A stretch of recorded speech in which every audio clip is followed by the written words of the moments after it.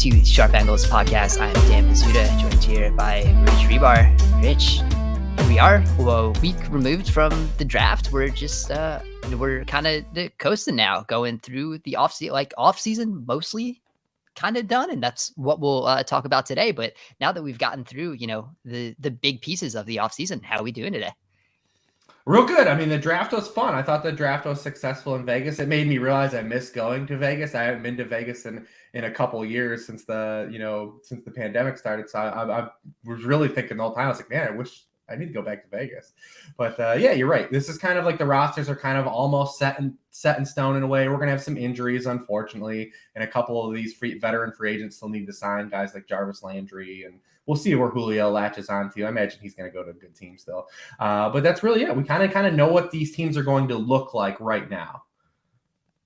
Yeah, absolutely. And so for today's show, we're going to kind of dive in. We're not going to do like a draft recap. We did round one. By this point, I know you've listened to 90 podcasts that have recapped the draft. So we're going to kind of take everything and put it together. So just kind of like an off-season sort of recap, the teams that have helped and hurt themselves the most by free agency and the draft, kind of take a look at all of these off-season moves together. But before we get into that, let's dive into some of the news that has come out in the past week that we haven't really talked about. And let's start with the DeAndre Hopkins suspension, because we talked about Marquise Brown a little bit when we did the round one recap.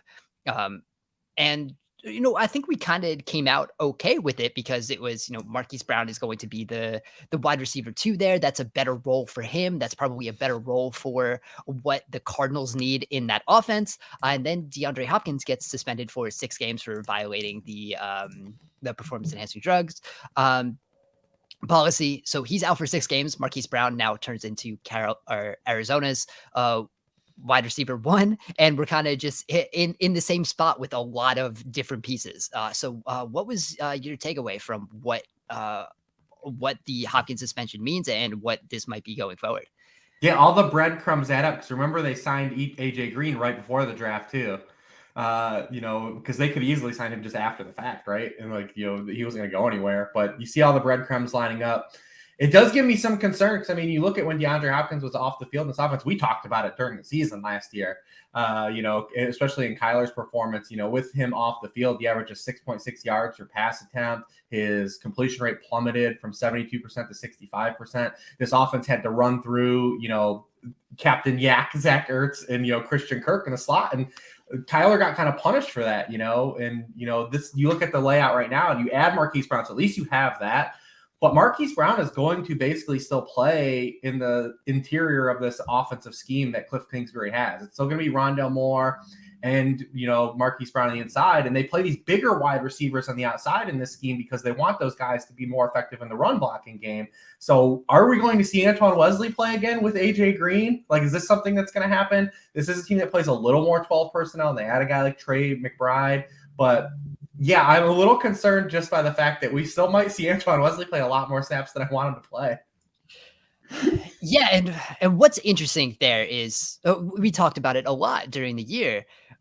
When DeAndre Hopkins was out, it was Antoine Wesley was DeAndre Hopkins for for a lack of better explanation.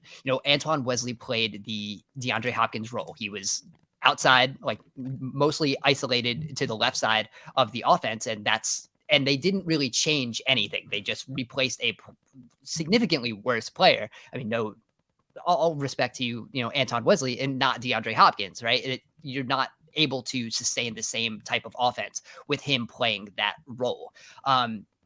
But when when I was at the combine, we were talking to Cliff Kingsbury, and that was a question that came up a couple of times, what happened with DeAndre Hopkins. And he did say he did not do a good enough job. And we all knew that, but for him to say that and at least admit it and be able to realize that himself and knowing that that needs work. He said he didn't do a good enough job adjusting the offense when DeAndre Hopkins was out. And now that is a thing that they are going to have to start the season with. So at least, they will have the lead up, through training camp, and they will be able to prepare for DeAndre Hopkins not to be there for 6 games. And then I also asked him kind of, one of the reasons why the alignments of Arizona are so static is because they go faster than any offense, right? Like that is the Cliff thing. Like he's not doing motion because they're getting to the line quickly. And that's how they want to, test the defense and keep the defense on their toes by being fast. And that's part of why everyone kind of lines up in the same spot, because it goes fast. Everyone just goes to the same place. It's not a lot of movement. So I asked him, like, what is the balance, he's trying to find there? And he said it is something like that they are thinking about and could potentially be doing more. So I think without Hopkins now, we might see, a little more motion, have them slow down a little bit, and have that be how they're working on setting up the defense a little more. So I think like this is going to be, really big for Cliff. I know there are a lot of people like around the NFL that are not very high on like what Cliff Kingsbury brings as a head coach. And I think we've been up and down a little bit. I think he does still, scheme some things like very well. I think there have been some adjustments that he's made that have been really good. And then there have been other times like last year when Hopkins was out where like there were just no adjustments made, and it's kind of baffling. So I think this is going to be like a real big test, and like how they get through that first 6 games of the season, I think is like kind of like really shapes what the future of the Arizona Cardinals is going to be. Not to be like have like this grand like gesture around what this potentially means, but like how they adapt to DeAndre Hopkins being out for the first 6 games, like is probably going to show like whether this thing is going to like work long term, or if we're like really at the end of this, the Cliff Kingsbury tenure. Yeah, we've seen the opposite kind of happen the last 2 years, right? Where he's failed to to adapt in season to what's transpired. So, but they've come out in the gates and started hot the last 2 years. So now he's going to have to really do work top down and not, really get ahead of things. So yeah, you're totally right on that. And then this division, obviously we'll see what happens with the 49ers. I still assume that Trey Lance will be starting. But yeah, they look like the 3rd best team on paper for sure. Yeah, and it's the whole Cliff discussion is interesting because like that first year when they started using 12 personnel all the time, like that was a big like Cliff adjustment that worked really well. His run game adjustments both years have been awesome. So that's kind of where I was getting. That first year from 12 personnel, they averaged 0.14 EPA per rush, which is crazy from a heavy personnel, and that's what was so good. The passing was not very good. They averaged a negative 0.11 EPA per dropback. And it's interesting because we talked about it last week a little bit. Or maybe we didn't. Maybe it was just Twitter because they hadn't drafted Trey McBride yet when we talked. So Arizona uses more 12 personnel than you think. Like they're one of the leaders actually in 12 personnel, but they're also one of the leaders in 10 personnel. So they're either like super light or they're a little heavier than you think. Like they're running around 20% 12 personnel with 2 tight ends on the field. And so we just said, that first year, that run game was great from 12. It's gotten progressively worse over the past 2 years. The passing has gotten a little better, but it's still been negative EPA. And like you shouldn't really be negative EPA passing from 12 because that's kind of like it's some natural play action because you're using heavier personnel. You're getting the defense to be a little heavier. You should be able to pass like a little better.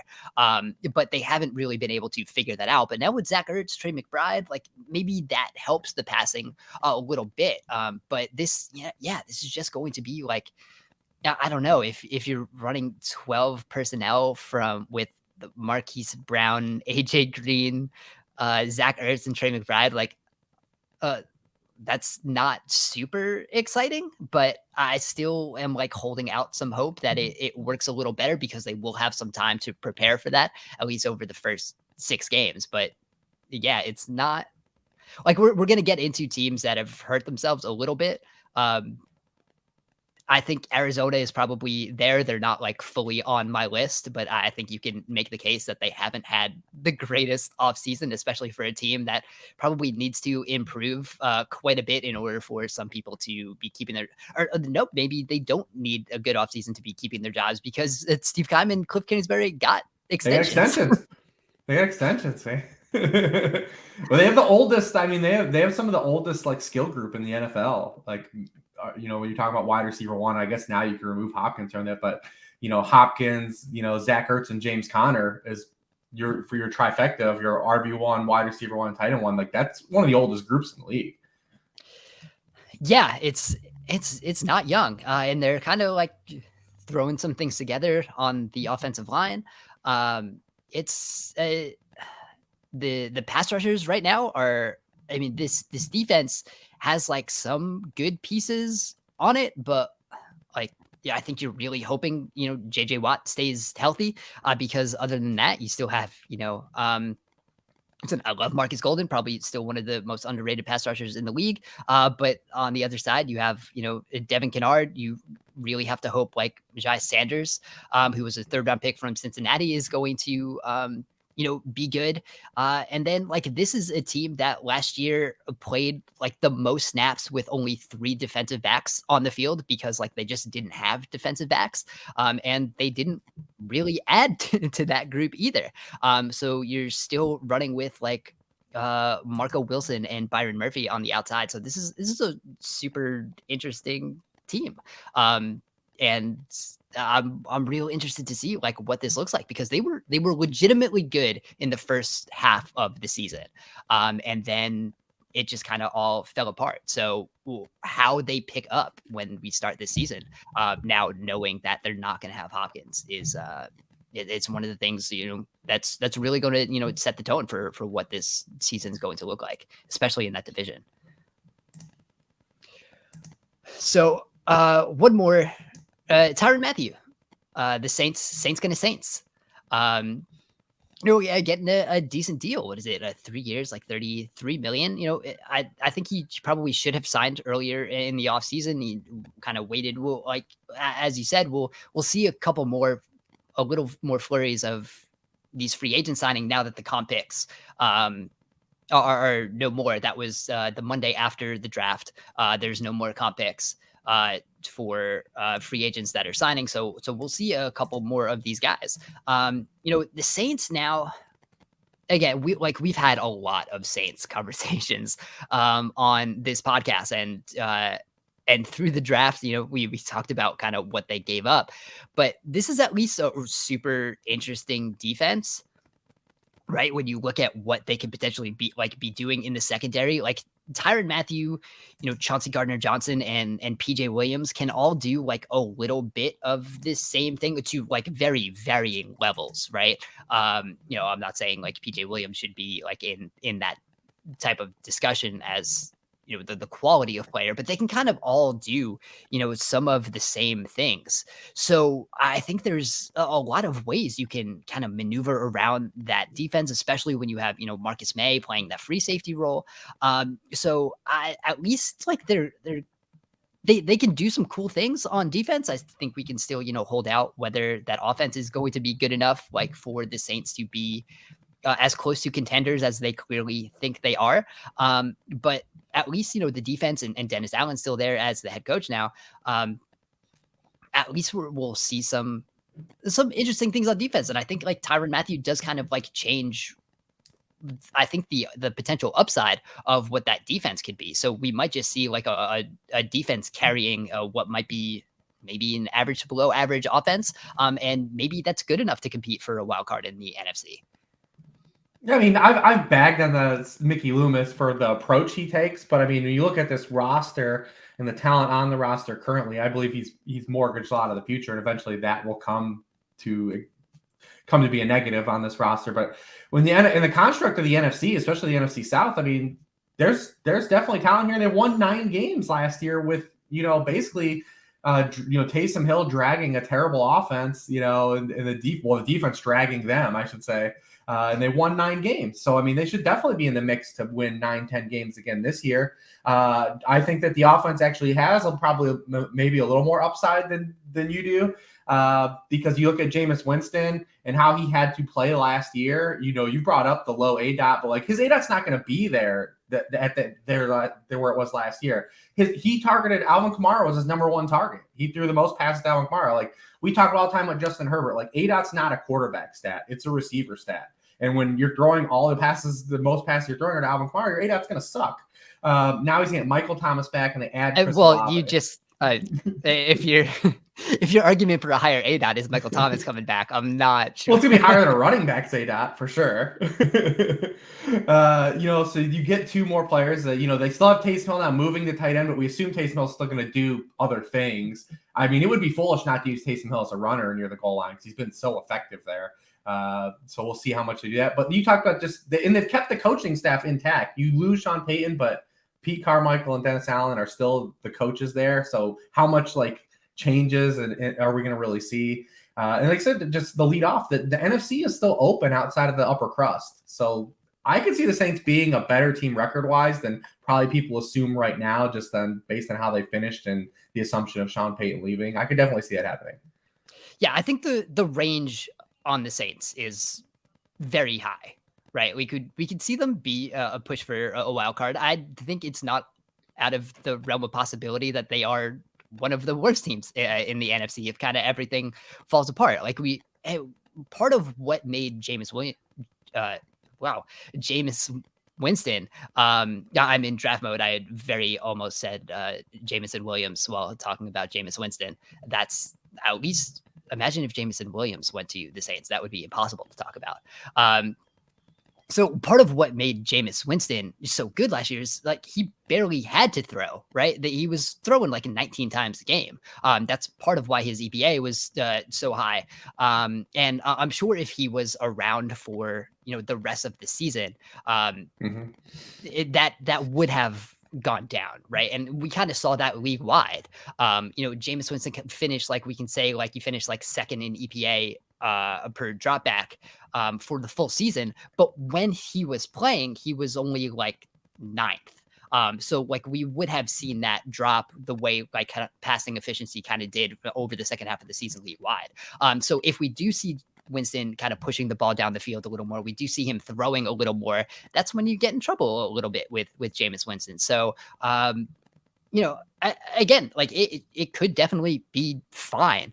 But for the steps that the Saints took to get to, maybe they could be fine, that's the kind of, the issue there. So we'll see. But again, I have a little more confidence in the defense than I did even maybe a week ago, because I think there are a lot of pieces you can move around, and there are still good players there. So we'll see. I think now with me being in full fantasy rankings mode, I'm trying to see the glass half full approach with every player right now. So I'm at least giving the glass half full approach to Jameis, Michael Thomas, and Chris Olave right now. And we hope Kamara doesn't get suspended, and then it's okay. Yeah, we'll see. That's another thing. That's they also, if we're talking about the Saints, we also should mention they had the most injured offensive line in the NFL last year, and they at least attacked that during the draft too. Yeah, and that was one of their using a lot of draft capital to do that. I mean, they took Trevor Penning, who I think they didn't take a quarterback. They didn't. We kind of figured they probably wouldn't. But they did a quarterback's trade worth of moving up for Chris Olave. But so they took Trevor Penning to get on that offensive line. And I think if you read some people who are more in tune for actual offensive line skill than us, I think you're there's mixed reviews, I think, on how ready Trevor Penning is to slide right in and start. So again, we'll see about that. So let's dive into some of these teams, right? So we're not going to do straight draft recap. I want to we sit here now, the beginning of May. Most of the major moves are done. We think, maybe, who knows? the way this offseason is going, maybe someone gets traded like 5 minutes after, we finish this podcast. So, but with, most of the major moves, we've seen the big free agent signed, we've seen the draft classes now. So let's get into like some teams that have kind of helped themselves and hurt themselves a little bit throughout this offseason as we look forward to 2022.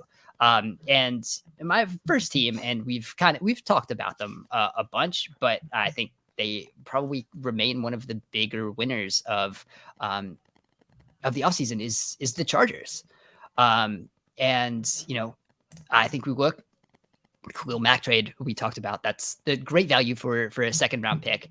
Signing J.C. Jackson, we've talked about how that kind of changes what you can do on the defense. It kind of changes how you can structure some coverage. And Sebastian Joseph Day, having him on the defensive line now adds to one of the worst run defenses in football last year. Like, they could not stop the run. I think that helps a lot. And so I just wrote about, I've talked on the podcast plenty about this wide receiver market. I just wrote about it for the site, which you can read. And, going over what this wide receiver market like currently looks like, the Mike Williams deal, like when we talked about it, when it was first signed off the franchise tag, like averaging $20 million a year, like, wow, like he's at the top of the wide receiver market. Like, he's going to be like not even a top 10 wide receiver by average value in like 6 months, maybe. Like, it's already like bottom of the top 5. So for them to get out ahead early, like him and Chris Godwin, who averaged $20 million a year, and a month ago, that was like the highest wide receiver contract. That's already not that. So they do have, 2 wide receivers who are making over $20 million a year. They're the only team to do that. They're second in wide receiver spending behind the Giants, which is very funny. When I looked at that last week or yesterday while I was writing. So there's some talent on the Giants roster. Is there? There is. That should not be the team that has the most money in wide receiver spending, though. I just think that the Chargers have figured out what they need to do, and this team just kind of as a whole, in team building and putting some pieces together and where the resources needed to go this offseason, I think they did a fantastic job in that. Yeah, echo all of that. I mean, the Chargers did an amazing job. Really, the only thing this team is missing right now is just a little more speed and maybe insurance at right tackle if Zion Johnson's going to play right guard instead of tackle. Because you can't have Storm Norton play any amount of snaps like the level he did last year. That's really it, though. Everything else they short up. They get a great deal on J.C. Jackson. You get Kahlil Mack. You get on the opposite side of Bosa. Everything looks good. I mean, the Chargers have historically been loosey with the football for us, but it's hard not to really love what they did, especially having Justin Herbert on a contract. And, I was just a huge fan of Brandon Staley and the job he did year 1 anyway. So I'm excited to see what happens with them in year 2.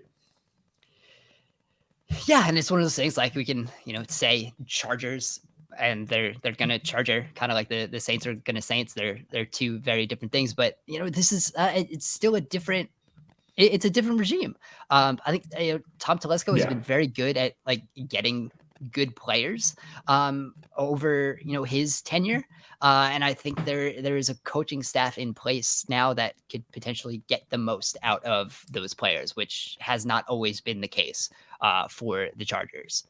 So I think like it's hard to step away from the full offseason and not think that they've been one of the best teams, especially like on that defense and kind of what they did in the draft. Like JT Woods is a guy like in the 3rd round who's just kind of it's super speedy, but I think he's a guy, if you play some more like 3 safety sets, have him deep with Adderley, you can move Derwin James around.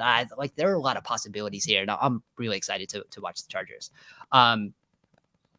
Another team, we've talked about the Eagles quite a bit too, and we talked about them after round 1 because obviously they made like some of the biggest moves, the AJ Brown one being the biggest. But what they did in the offseason also,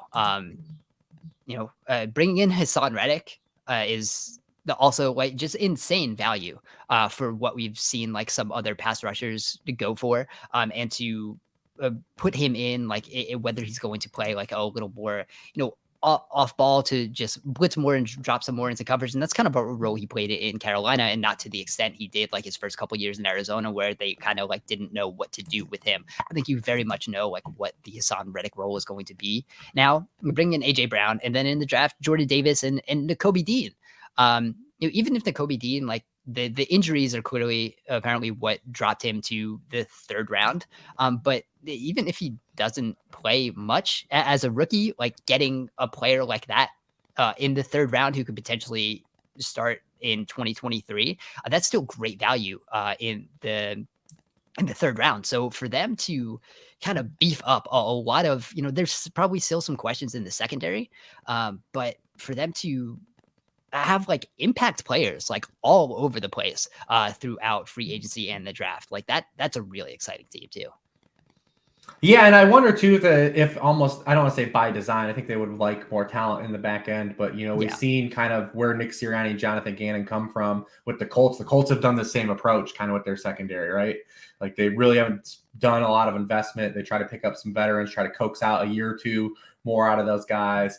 So maybe they're just going to go with the coach them up stance. But I mean, you love what they added to the defensive front with Reddick and Jordan Davis. They keep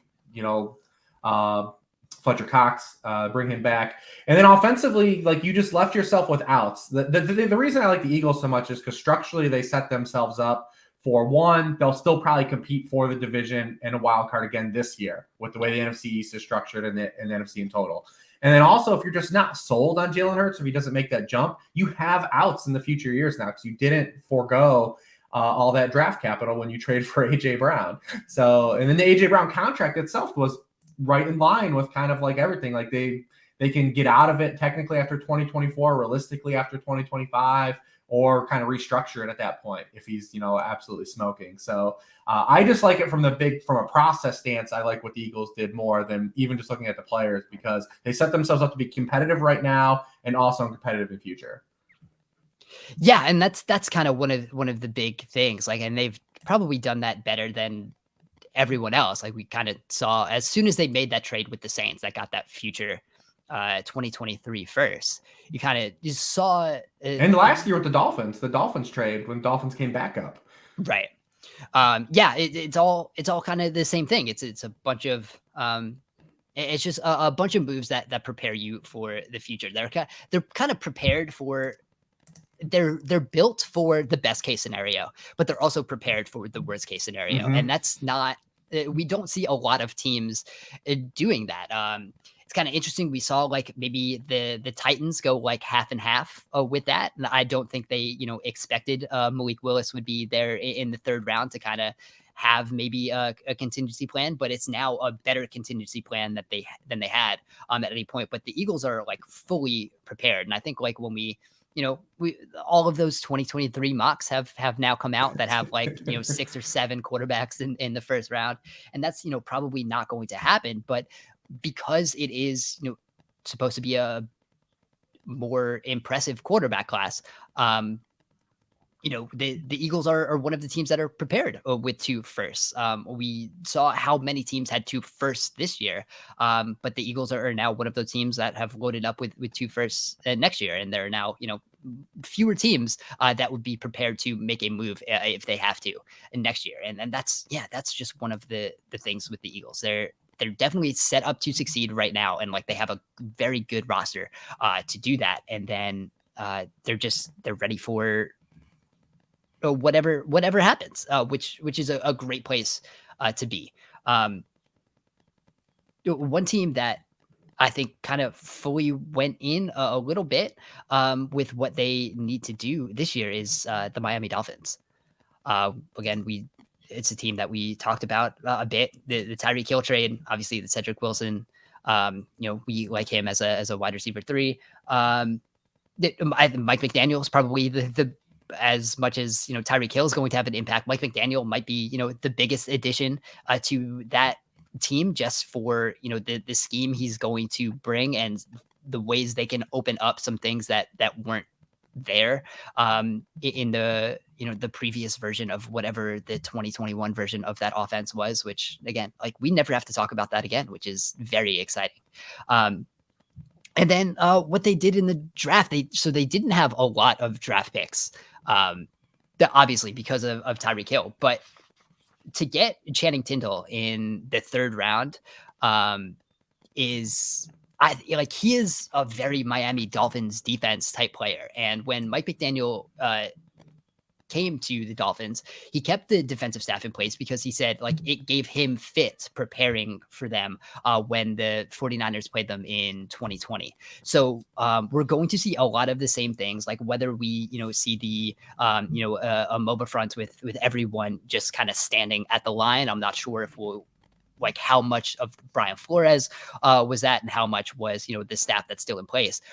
But for Tindall, he's going to be a guy who he blitzed almost a quarter of the time at Georgia. He was a very effective pass rusher on top of the volume there. He was one of the best tacklers in college football last year. And so he's just going to seamlessly fit in there and be a good role player. So just kind of building on the ideas they have, which are they have a very fun structure on offense. I think they have a very fun structure on defense. I think they'll be a little healthier. They'll be better on defense. And that's a team especially I think we'll get to some other teams in the AFC East here in a little bit when we talk about teams that have hurt themselves. The Dolphins, they have the pieces where you can see there is probably improvement on the horizon very soon.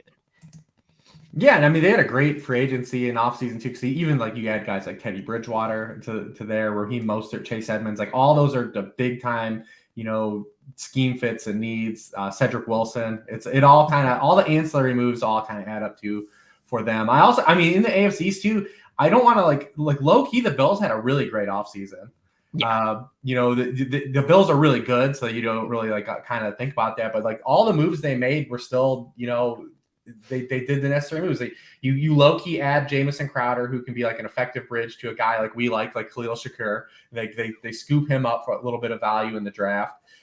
They get here Elam, to play cornerback. We were talking about them needing a cornerback move. They do such a good job of just getting capable bodies on the offensive line. Roger Saffold wasn't necessarily great last year, but you get him on the cheap. He's a guy that has proven experience. That's kind of what they've done with this offensive line, since this regime has kind of taken over, is get these lower end kind of veteran guys to come in and play. And we saw Schoen take this approach to the Giants, this offseason as well. But they retain Ryan Bates, who the Commanders were trying to sign. I almost called them the football team again. They should still be the football team. And they've literally told us that for the entire time, they want to add some kind of dynamic pass catching role out of this backfield. They were in the mix for Travis Etienne last year. They were in the mix for J.D. McKissick, actually had an agreement with him. And then they go out and get arguably the best pass catcher in this draft class in James Cook. So we haven't seen the Bills incorporate that running back out of the backfield into their offense the previous 2 years. So we don't really know what it's going to look like, but they clearly had something in mind for that type of player. And I'm kind of excited to see what it's going to be. And you still, you keep his Isaiah McKenzie, who's been productive when he's been able to play in the field. You still got Gabriel Davis. I mean, the Bills, it's going to be hard for me not just to go back to the Bills as the favorite in the AFC, even though they twisted my heart out last year. Yeah. I mean, they were, I wasn't really counting the Bills as a team the Dolphins are going to compete with in the AFC East, right? I kind of have them on a tier above, and then it's the other teams and the Patriots being one of them, who we'll get to in a little bit. But you're right, the Bills are another team that have just been great, and I think and so there was a lot has been made of kind of using some of that draft capital on a running back, especially with the Jets. We on our first round recap, we said thank you to all teams to not giving us the first round running back discourse, but we got first round running back discourse without a running back going in the first round.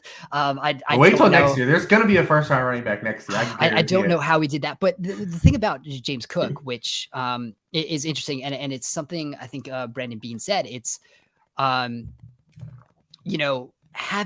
it's not just a running back who can catch, it's a running back who can potentially line up wide, and it's not something where like he's going to be, like playing wide receiver, but I think it goes to being able to play an empty, right? And that was such a big thing last year across the league. And we saw some of the best offenses were running empty so often. We look at, like, I wrote about it for the Super Bowl. The two emptiest teams, the teams that ran empty the most were the Rams and the Bengals. And we kind of saw what you can do for that. And the Bills just didn't really have that, right? Josh Allen was 24th in the rate of dropbacks from empty, only 12%. And I think being able to do that from either 10 personnel or 11 personnel, and having a running back who at least has the ability to be, in the slot or out wide or whatever from empty. Like, he's not going to be, doing that. They're not going to be running 21 personnel with, Devin Singletary in the backfield. And like James Cook is not going to be like the slot receiver. Like that's not what the Bills are talking about. But to be able to run empty a little more kind of opens up what this offense could potentially do. You can have, the quarterback run game from empty too. I think like that is a piece that really opens up some more possibilities for the Bills that they just didn't have last year, because they didn't really have a running back who could take that type of role. And I think that's a big piece of what they're doing. And then, like you said, like, we've gone through the Bills offseason, and we didn't even say that they added Von Miller. Yeah. Right? Like, one of the biggest the free agent signings. They're just putting that on a defensive line that was, constantly rotating. And I think that'll help keep Von Miller fresh. Like, we talked about that when he signed. Just all over the place that the Bills did a very good job. Do you have any other teams that you think have had a pretty good offseason? I mean, it's hard, like you said, to go. We forget free agency is kind of like removed, but I mean, obviously the Bengals did everything they needed to do, to kind of refurbish that offensive line. This is a team that was second in the NFL in touchdown rate per drive on drives they didn't get sacked on. So like, there's still another gear the Bengals offense has, moving forward. So like, they're another team that kind of stands out. I think you were kind of nudging towards like the Jets, right? Like the bad teams, right, that definitely look like they position themselves well are the Jets and the Lions, right? Yeah, I mean, so I'm not sure how, like, I'm not getting into like the Twitter discourse that like the Jets draft was only good because we like the draft capital. Like, they got good players. Like, I'm not there, but like, But they spent it largely outside of Breece Hall. They spent the draft capital the past 2 years on positions to invest draft capital in. Yeah. So like, they had a good draft. Like, I'm not sure if I'm going to still be super high on the Jets yet. So Right. I think they did a good job. I'm not ready for like to name them winners of, the offseason if we were doing that. Because I still think like I like what the Dolphins did a little bit more. And like, so much of it just kind of comes down to Zach Wilson, right? It all comes down to him. And that's the same thing when we Right. get to the Lions. Like, they still have to get quarterback right. Yeah.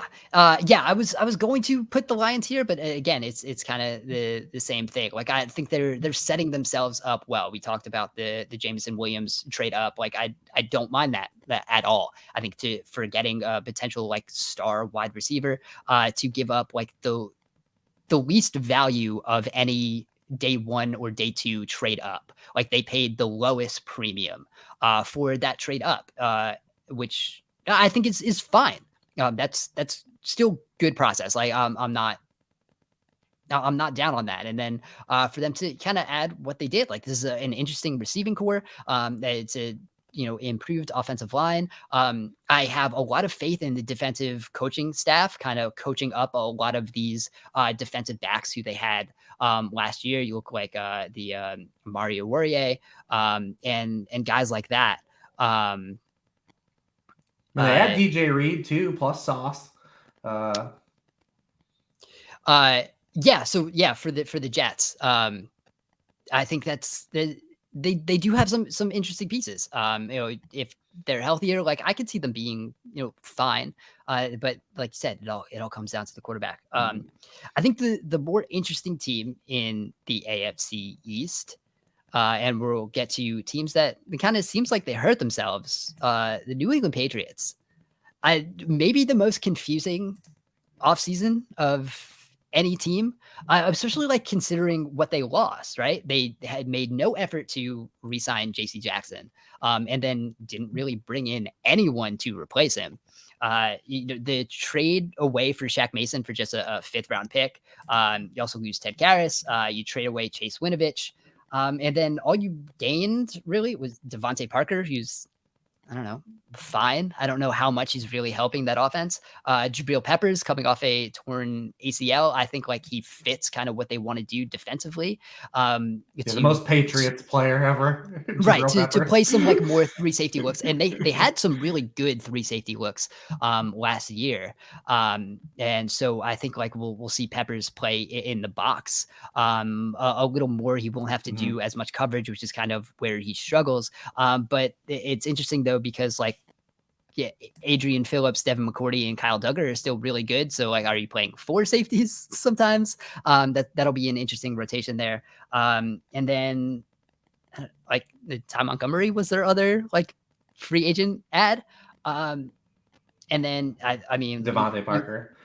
Yeah, I mentioned Devontae Parker. He's again fine. Like that's not really what this offense needed. I mean, this offense just kind of needed a wide receiver who could play wide receiver, I guess. But that's not exactly like what you would have hoped they added, especially like needing explosion in this offense, which is what we talked about throughout the season. Like they didn't really have big plays in them. I don't think. Well, he drafted the fastest wide receiver in the draft. Sure, I would like if he could like play wide receiver a little more. I think you're basically just kind of like, it's a Nelson Aguilar type thing, right? Where like you can have him stretching the defense and taking the top off and trying to do that. But whether that turns into actual explosive plays, I think is to be determined. But yeah, you look at that draft, I think they like overdrafted him a little bit. And I think that's kind of the whole Patriots draft. They don't really care about where guys are slotted elsewhere, like around the league. They're taking the players that they want. So again, Cole Strange, we talked about that after the first round. Tyquan Thornton was second round, and Marcus Jones, who's a very like good kick returner, is about 5'8". So whether, he's able to hold up as a cornerback or not, it is going to be, we'll see about that. But when you look like the secondary right now, like they've re-signed Malcolm Butler. Jonathan Jones is going to be playing quarter. You have Jalen Mills. I like Miles Bryant a lot, but again, like this is not a team, and maybe the thing we're overlooking the most is either Joe Judge or Matt Patricia is going to be the offensive designer and play caller for this team, which I think like I'm out right there already. They did it a couple of years ago with Bill O'Brien too, right? Where he was kind of like the stand-in OC kind of. Which is like, but that's fine. Like Bill O'Brien has been, true. That's like true. He has been an offensive coach. Joe Judge was a wide receiver coach for a year while doing the special teams coordinator before he was head coach of the Giants. And if you're using the Giants as as the basis for his offensive philosophy, I think we have some questions there. And same thing with Matt Patricia. At least like he has coached on the offensive side of the ball in his career. But again, like I think we do have like Joe Judge offensive play caller, and that just yeah. Cool. Yeah, it's rough, man. Patriots had a real tough go this offseason. And they've always operated with a little bit of hubris, and you can when you had a guy like Tom Brady for so many years. But I judge the drafts based on, I don't really care so much about the players, because like we're gonna be so like wrong about players, where people typically draft grades revolve around players. I care more about your process through the draft. And I don't care so much that you reached on a player in Cole Strange. I care that you reached on an offensive guard. Then you look at the rest of the draft. You take a backup quarterback in the 4th round.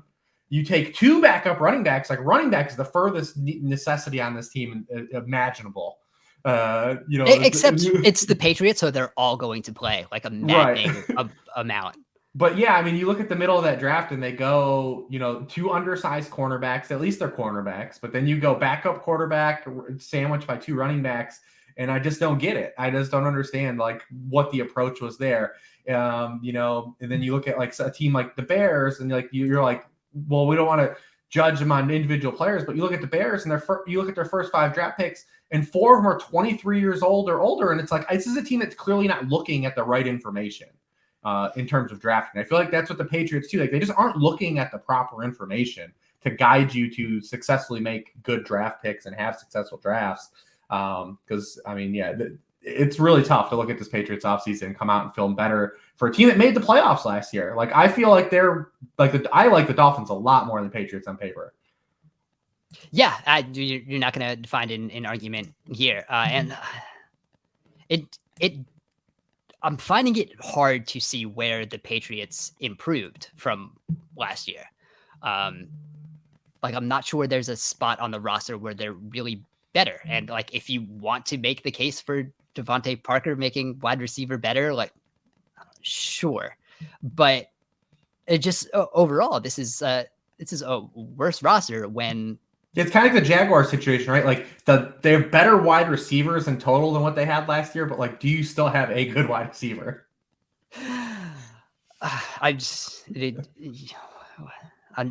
We were not stand for that Christian Kirk slander on this podcast. So you mentioned the Bears. Let's get to them because they, in some way, have an offseason that you can understand, right? They came into this regime came into a situation where the past GM head coach did not do a very good job, left this team kind of cash strapped a little bit against the cap. So they had to do a lot of, cleaning that up, which in a sense, it like you can understand that, right? But part of that equation is you now have Justin Fields on the second year of his rookie deal. And when you look at what they were doing, like they did not make a lot of impact moves in free agency, but they wanted to, right? They almost signed Larry Ogunjobi to a pretty significant deal that was then voided because he didn't pass their physical. So like they did want to make a big move on the interior defensive line. And then once that fell through, they kind of sat out the rest of everything, right? So we have like Byron Pringle and Equanimous St. Brown are like the 2 big free agent ads. They did sign Tavon Young, who is a very good nickel corner when he is healthy. Has not been healthy over the past couple years. And like, those are the 3 big free agents. When you look at the draft again, like this defense was not good. There was not a lot of talent there. So you can understand why they take Kyler Gordon. You can understand why they take Jaquan Brisker, who I like Jaquan Brisker like a lot. He was up there with like Lewis Seen for me as like the second best safety in this class behind Kyle Hamilton. But to like come out of this offseason and having like the roster that they currently do around Justin Fields, like, man, like, and again, like you're taking Velus Jones in the 3rd round to, again, like you say, an older prospect, a really good, kick returner. But he should have been he was 6 years older than everyone he's playing against. He should look explosive next to those guys. Yeah, that's 25 years old. He's gonna be 25 years old as a rookie. Yeah, it's not great. And then like the next guy they took, offensive tackle Braxton Jones, be 23-year-old rookie. Dominic Robinson, 24-year-old rookie. Zach Thomas, 24-year-old rookie. Like you're not looking at the right information. Like this is you're shopping in the wrong grocery lane. And like this stuff has all been proven. Like and more teams have gotten away from this. And Ryan Poles just swerved into it. And it's like, we're gonna draft our guys. We don't care about that, the age factor or anything. They're just just totally running in the face of like objective data that shows you not to do these things, and they just did it. They just swerved right into it. Right. And then one of those things is like, it was clear they went into the draft wanting to get more draft picks because it was a depleted roster and they needed it. But like that was also at some points like to the detriment of like players they could have added. And again, like we're going to miss on players, but like there's a guy like they traded like out of the pick that like almost immediately became like Kahlil Shakir. And like Kahlil Shakir might be like the second best receiver on the Bears if he like was on the roster. Like, so there were just like some pieces that, that could have been added that really weren't. And when you kind of go on like what they could have, what they like wanted to give on that contract to Ogunjobi, and then kind of like figure how that eventually played out into the offseason, where we're looking at like, again, like one of the worst rosters in the league, probably from top to bottom. It puts you in a very difficult place while you were, trying to, figure out what Justin Fields is, and eventually like heading into year 3 in that, like that, I understand why they took the plan they did and the long-term planning not to sacrifice anything in that way to like just try to build a roster just to do it. They didn't overspend anywhere like at wide receiver. But yeah, like it certainly doesn't help you, and it might not help you long-term either if you don't really know what this roster is going to be. And I think that's kind of where the Bears are right now. Yeah, you're just looking for some identity, right? So some direction. Yeah, it's some kind like what. Yeah, it's just one of those like, what exactly is this team right now? Like, what are they trying to be? And I don't really know. Like, the Jets are bad, but you can kind of tell what they want to be. The Falcons have an awful roster, but like you can kind of tell what they want to be, right? You have Drake London and Kyle Pitts, which is just like a nightmare. Like imagine stacking the two of them on like one side and having like 5'10" corners trying to defend that. And Desmond Ridder, at least, like you have again a contingency that was better than what they entered the draft with, right? So like we still have bad teams in the league with bad rosters, but we kind of like know how they want to get out of there. Like Houston is another one. Right. Oh gosh, Houston. My goodness. Yeah, I mean that's still a bad roster, but it now has like double the amount of good players that they had before the draft. Like at least we kind of we see the long-term picture. With the Bears, I don't know what that is. Yeah, I don't either. Yeah, Houston's interesting because you look at their draft, and at least the positional at least from a positional stance, Derek Stingley. You take the cornerback, but like he's a guy that was kind of not played up to what he was early in his career the last 2 years. You take a player that's coming off an ACL injury, and John Mechie, who obviously was going to be like a Patriots fit, so it's no surprise that Castellero likes them too. And then you take Kenyon Green, who's like an interior offensive lineman that really kind of like highly they took him at 15, and he's a guy that like look at athleticism, which really has the biggest signal for one position, it's offensive line, and like he's not a great athlete. Very interesting approach that they've had too on their roster. Not feeling really good about the Texans right now.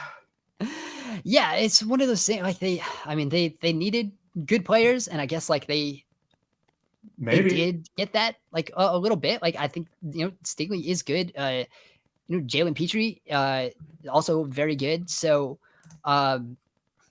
we'll see. Again, like this is not about 2022 for the Texans. Oh God, no. And it's not like Lovie Smith will not be the coach of the good version of the Texans whenever they are good again. And so this is going to be great for the Texans because they'll go into like the third straight off season of wanting to hire Josh McCown as head coach, but without Josh McCown having any coaching experience, right? So like Josh McCown like hasn't even ended up on a staff somewhere where like Houston should have told him like, go be like an offensive assistant somewhere. So at least you have some coaching experience when we want to hire you for a head coach in a year or two, which they very clearly want to do. Like they desperately want Josh McCown to be the head coach of that football team. And no one else in the league like wants to have him on staff. So they'll continue doing the charade where they will hire, or they'll at least interview Josh McCown for like the third straight offseason. It's a great bit. I hope it just continues for like 5 years until like someone eventually hires him as an offensive coordinator, and then like they finally have their reasoning that he's experienced. So yeah, that's where we are with some of these teams at the bottom of the league. But yeah, it's, pray for Justin Fields, man. It's not a better offensive line. Darnell Mooney is good, but let's hope Byron Pringle also is. So yeah, that's kind of that's where we are. Yeah, so we'll hope that it continues to get better, at least. So that'll be it for that show today. Some interesting things. Like we still have some things to work out. Like you said, there are going to be injuries. We still have some veterans who are going to be signing over the next, a couple weeks. And as we get into some, OTAs and training camp in a little bit, like we're a little bit of a lull in the off season. So we will continue to be back weekly. We'll have a little bit of a rotation now with what we're doing on this podcast feed. We're going to still have some betting stuff. We'll have Ryan McChrystal back.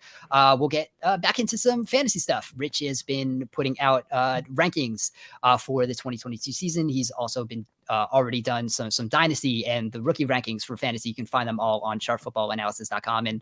And through the offseason, all that stuff is free. That's all paywalled during the regular season, but you can find all this stuff for free on sharpfootballanalysis.com right now throughout the offseason. So if you're thinking about fantasy football at any point and you're not reading Rich, I'm not sure what you're doing. So you can find Rich on Twitter at @WarReeves. You can find me on Twitter at Dan Pizzuta. Thank you guys for listening, and we will talk to you again